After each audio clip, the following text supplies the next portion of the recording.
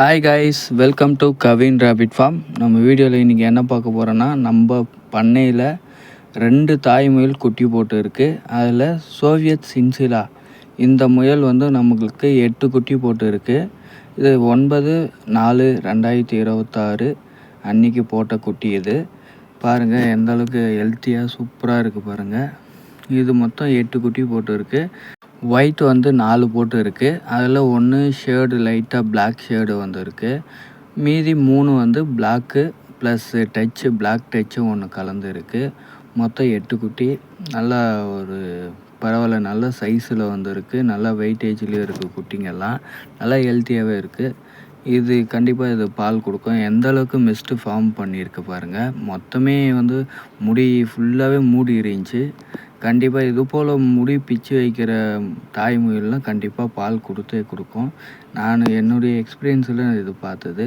இது வரைக்கும் யாருமே அது எந்த யூடியூபருமே சொன்னதில்லை. மெஸ்ட்டு எந்தளவுக்கு ஃபார்ம் பண்ணுதோ அந்தளவுக்கு அது தாய்மையோட பால் கொடுக்கும். அது என்னுடைய அனுபவத்தில் பார்த்து. நெக்ஸ்ட்டு வந்து அன்றைக்கே மறுநாள் வந்து இந்த சின்சிலா டச்சு வந்து குட்டி போட்டுச்சு. இது மொத்தம் இதுவும் 8 குட்டி போட்டிருக்கு.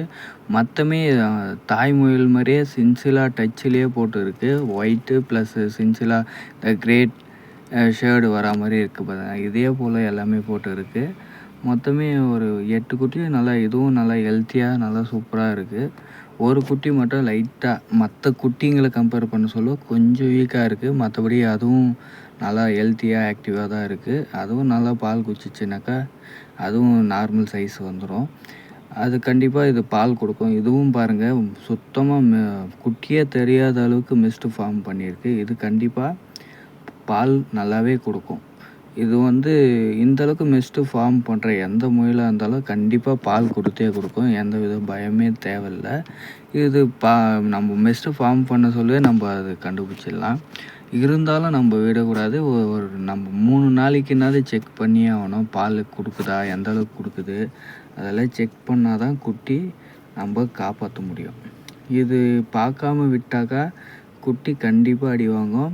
இப்போ 6 நான் 8க்கு 8மே நான் எடுப்பேன். அந்தளவுக்கு நான் கேரிங்கோடு பார்த்துக்கிட்டே இருப்பேன். அது வாட்ச் பண்ணிகிட்டே இருப்பேன். இல்லைன்னா குட்டி காப்பாற்றுறது ரொம்ப கஷ்டங்க. கண்டிப்பாக நம்ம வாட்ச் பண்ணியே ஆகணும். ஒரு 10 நாளாவது நம்ம வாட்ச் பண்ணி ஆகணும். தேங்க்யூ ஃபார் வாட்சிங்.